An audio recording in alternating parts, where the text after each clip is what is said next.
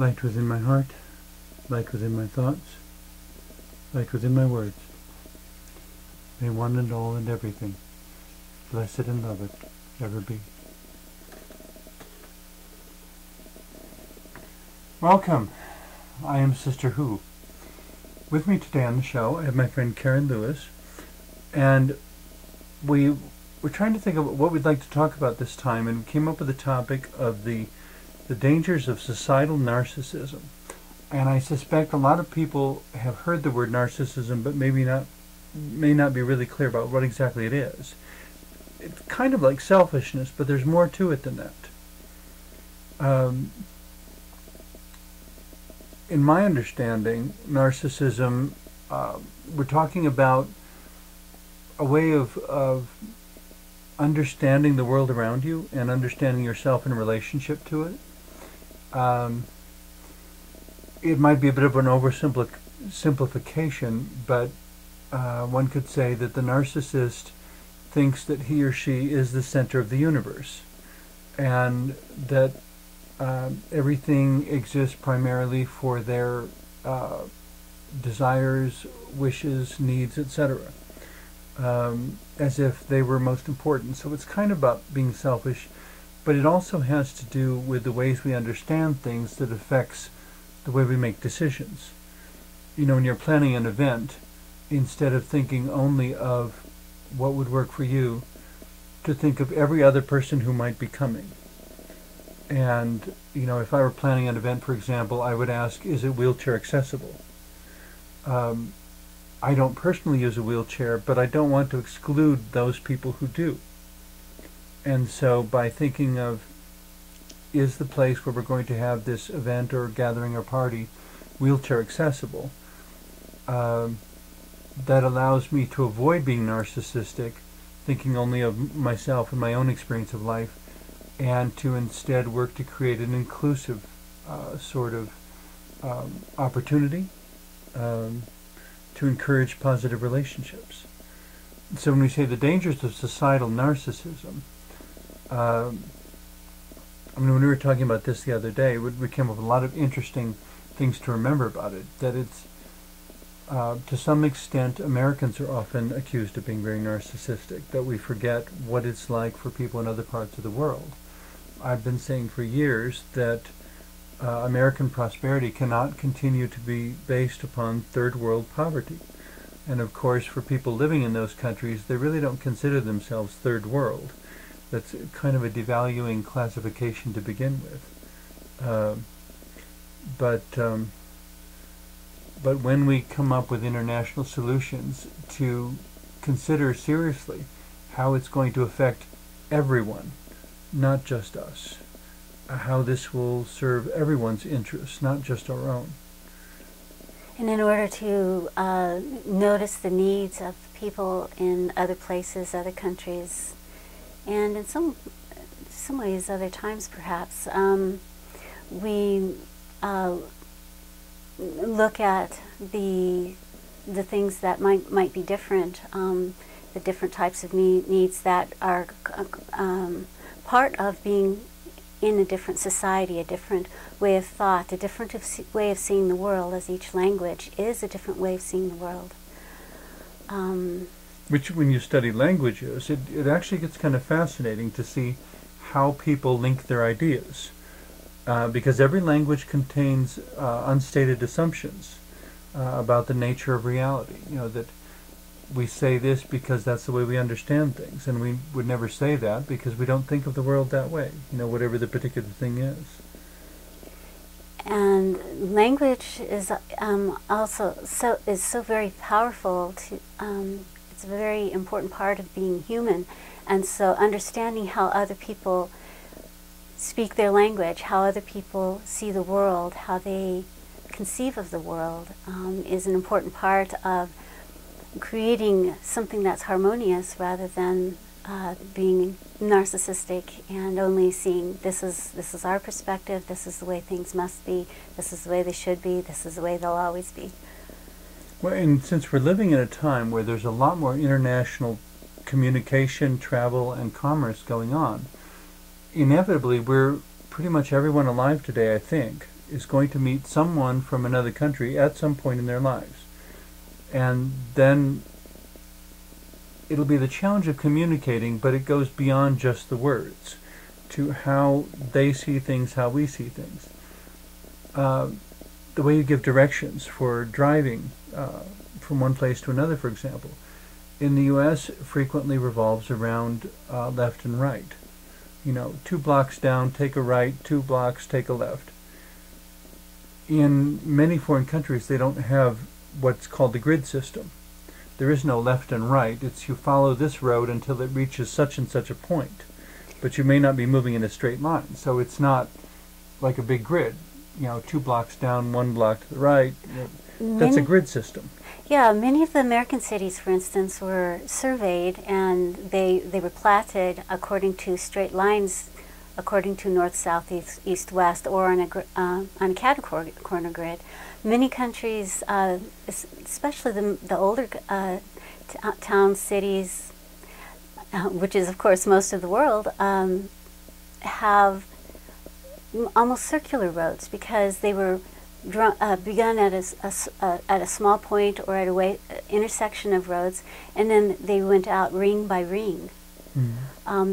Paris is very much that way. It's overlapping circles. London is like that. London is also. Budapest. In Amsterdam, my understanding is the roads oriented around the canals. Because the Netherlands is below sea level, and they had to build the big dikes to keep the sea back. They had canals that would allow the boats to come in and out. But of course, the canals had to start and end at the sea, and so there are all these half-circle canals, going into the city and then going back out to the ocean again. And from what I understand, there are even some small towns that are completely road-free. So everyone travels either by boat or by footpath. Which is where a lot of the way we lay out roads in America would have to do with how do we maneuver a car. How wide should the street be? Well, it depends on how wide the car is.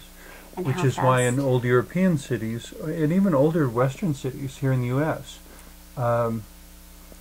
maybe even Eastern cities, I'm not sure, the streets are extremely narrow because they were built at a time when what you needed to pilot down the street was a wagon pulled by horses, which was not near so wide as a car. Or so fast, and so the turns didn't need to be quite as wide. Yeah, some of the turns are very sharp. But of course, with a horse and wagon, it wouldn't be a problem. With a car, it can be a major problem. But again, bringing back to the subject of societal narcissism, then, it has to do with a society that thinks of itself as being the only thing important. And as life for the people within that society, individuals thinking that this is the only way that life is lived. This is the way I've lived my life. Or at least the only right way. Yeah. Many people are simply not aware, it seems, that there are other ways to live. Mm-hmm. And though, of course, at the negative extreme, you would have things like Nazi Germany. The German phrase "Deutschland über alles," Germany above all. Which Germany is not the only place where fascist governments have, at certain times in history, existed. Italy also had one under Mussolini. And there are many other examples. There are accusations of fascist elements in American society now that were becoming very focused in a narcissistic way, in a way that's selfish and self-centered. But it's not just that it's selfish. It's like when a society becomes narcissistic, it becomes unaware of anything outside of its perception. Very limited kind of blindness.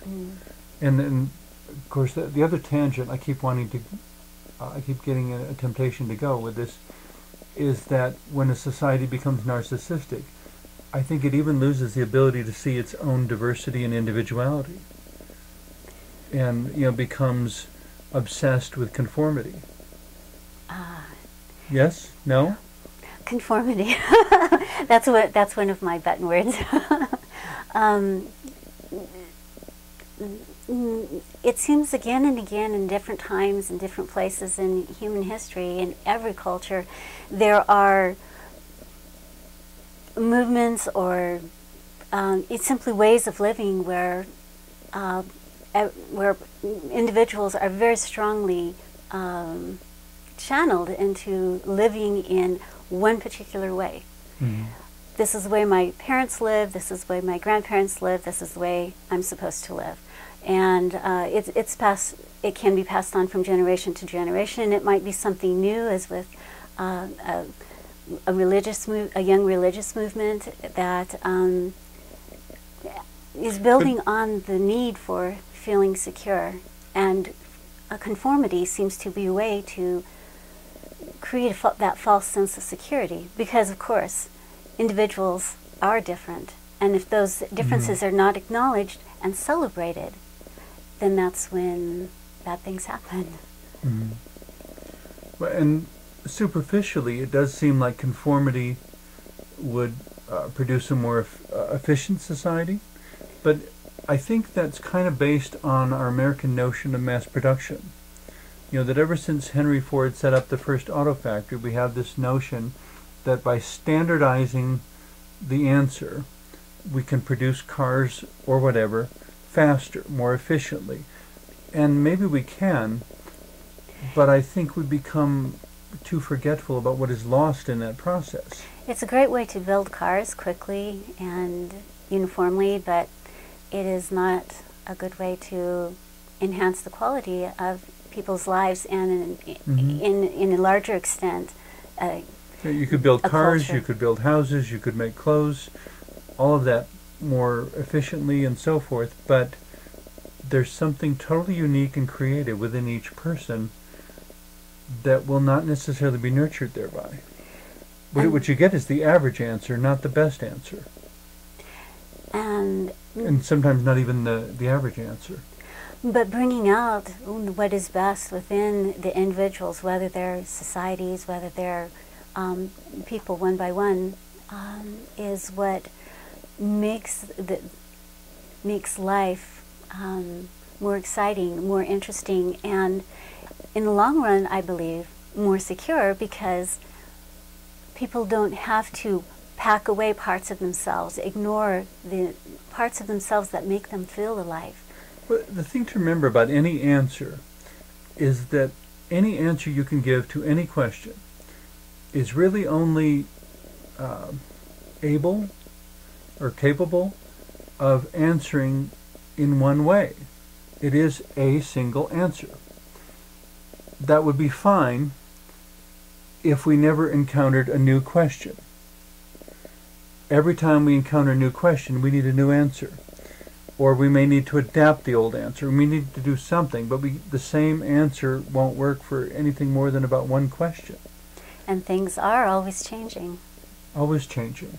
And always different versions of it. You know, we may decide on the perfect size clothing for our children. Well, then we have a child who grows in a different size and shape. Taller than the last one, or thinner, or heavier, or more athletic, or more intellectual.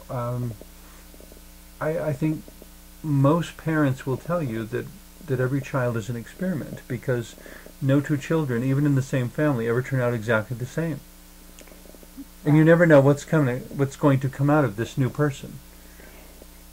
It's always a delight to to enjoy those differences. Makes it difficult parenting, because one thought one had the answers and then everything's changed. Because it requires you to be a more involved parent and to keep learning over and over again. But that's the only way to meet someone's needs, is to become involved with them, to bring out and enhance, encourage what is individual, what is unique, what is special and life-giving about that particular individual. Which is where I come back to saying every person is a care package from God. You know, that each of us is this combination of qualities and components and aptitudes and abilities that are initially all undiscovered.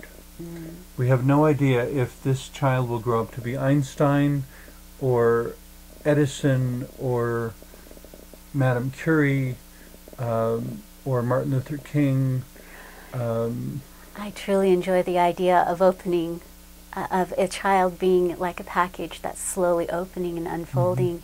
And but you have to respect and value whatever you find. Absolutely. Instead of judging it to be appropriate or inappropriate, effective or ineffective.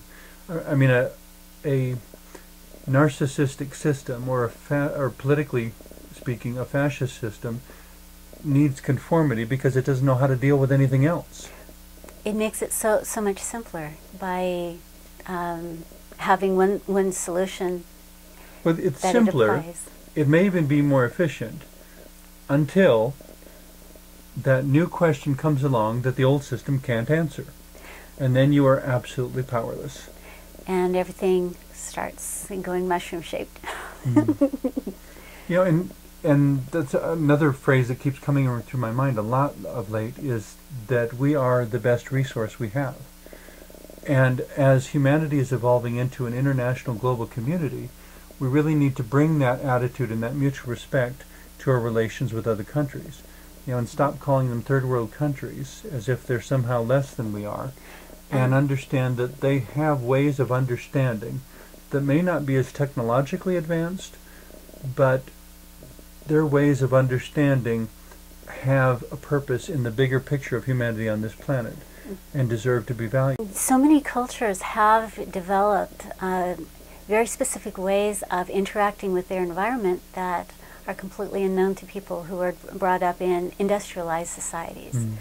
And I'm told the Eskimos have like 30 words for snow because they have to understand the distinctions between one type of snow and another.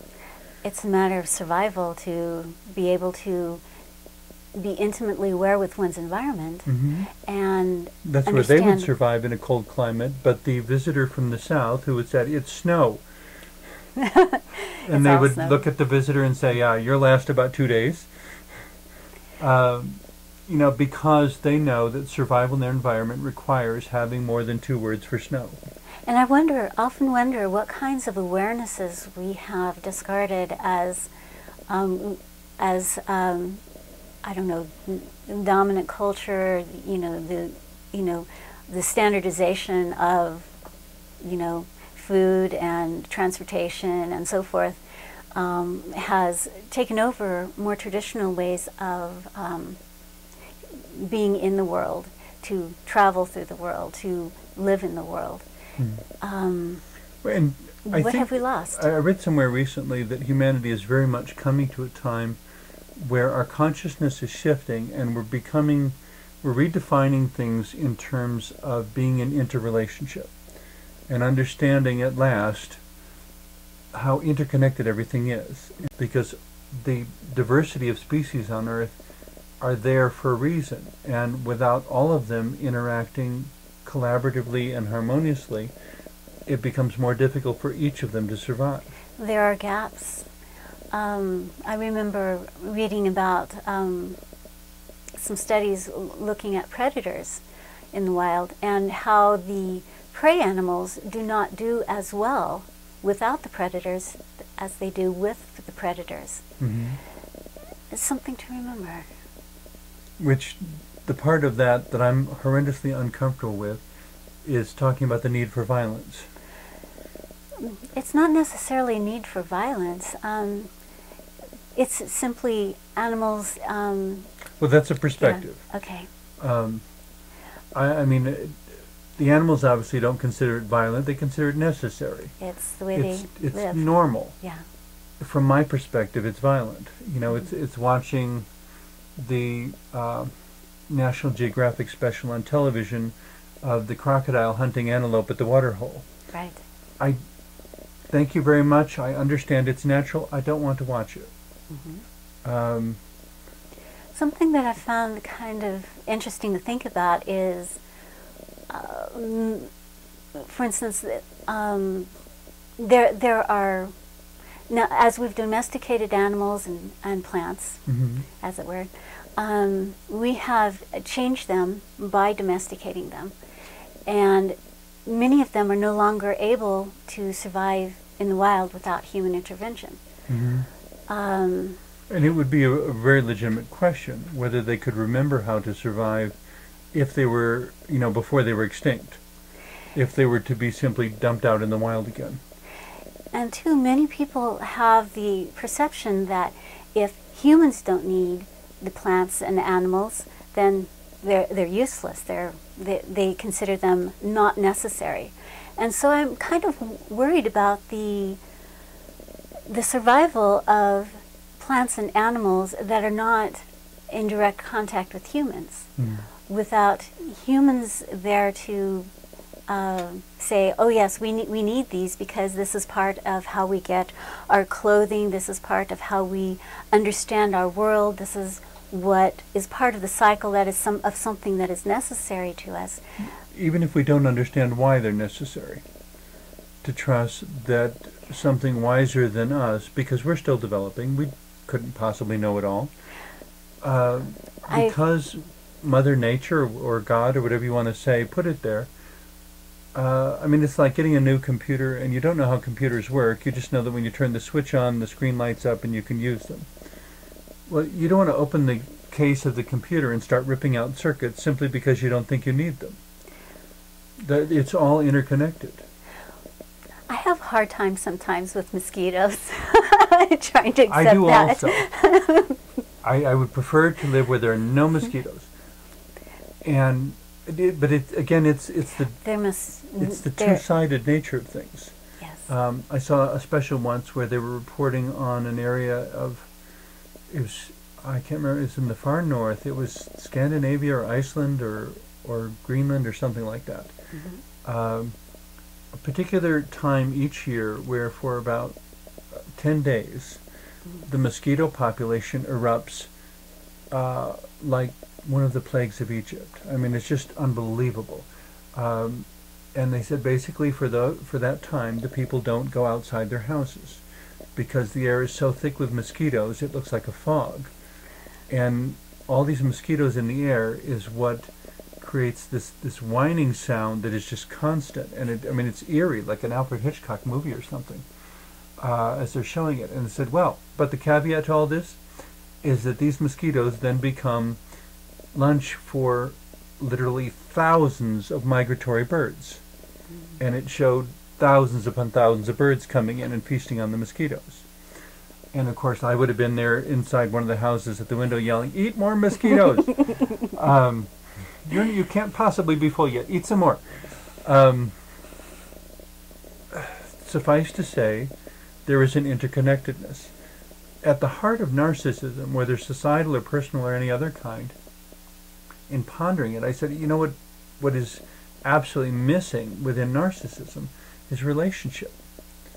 In narcissism, there is no relationship. The initial, for anyone who's not familiar with it, the initial story of Narcissus from Greek mythology is that he saw his reflection in a pool and stared at it until he died. Fell in love with himself.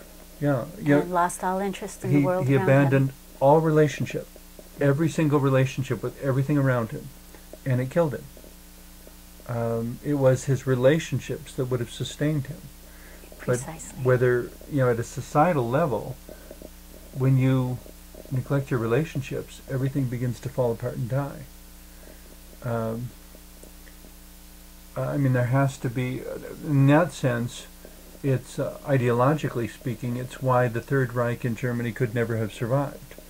Because if they had gone to the nth degree of cleansing it so that nothing was left except the master race, they would have ensured their own destruction.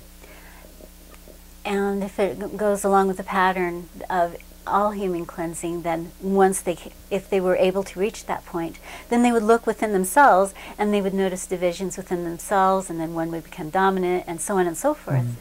When the fighting would start all over, but additionally, my suspicion is that they would need something that they could not provide for themselves, that the only one who could provide that were the people they just finished killing. Humans found that out so often.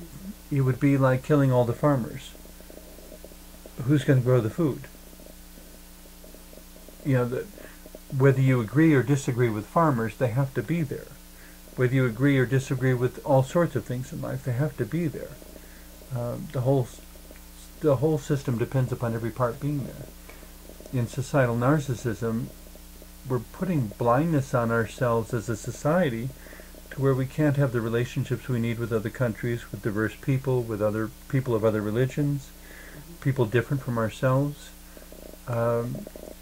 This ridiculous notion that the I, we, or however you want to put it, is all that matters. And it's impossible to sustain that. Noticing that perhaps something works for us here and now, and then having that be taken elsewhere, used out of context, and saying this should work for you too here and now. And well, should is a nice word, but it often doesn't work that way. In any case, I'm afraid we've exhausted our time again already, but a final comment as we wind things up? I think one of the best ways to avoid societal narcissism as individuals, that's something that each of us can do, is to either travel or even within one's own country, go to places nearby where you can meet people who are different from you, who have different ways of living and different values, and actually learn to get to know them, learn their language, learn their culture, and see what happens.